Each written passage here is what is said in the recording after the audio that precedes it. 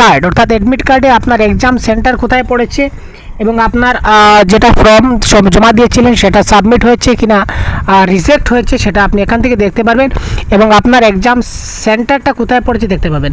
তার জন্য প্রথমে আপনি গুগলে গিয়ে টাইপ করুন সিটেট, ঠিক আছে।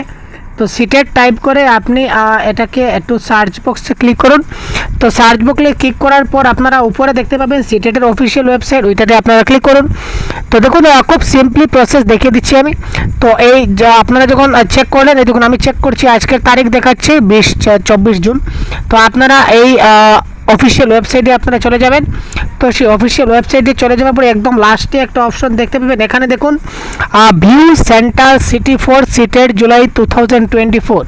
তো এইখানে আপনারা ক্লিক করবেন।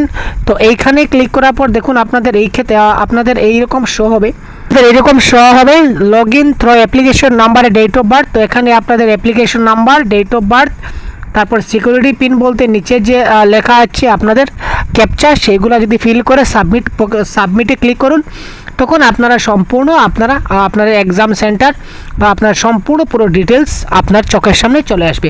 তাই দেরি না করে খুব তাড়াতাড়ি এক্ষুনি আপনি চেক করে নিন যে আপনার এক্সাম সেন্টার কোথায় পড়েছে, ঠিক আপনি এক্সাম দিতে পারছেন কিনা না, সবগুলো আপনি নিজে থেকে একবার চেক করে নিন। তো ধন্যবাদ, এই ছিল ছোট্ট ইনফরমেশন, এবং সম্পূর্ণ ক্লাস বাংলা ভাষার পেতে আমাদের এই চ্যানেলটি এখনই সাবস্ক্রাইব করে সাথে থাকুন। ধন্যবাদ।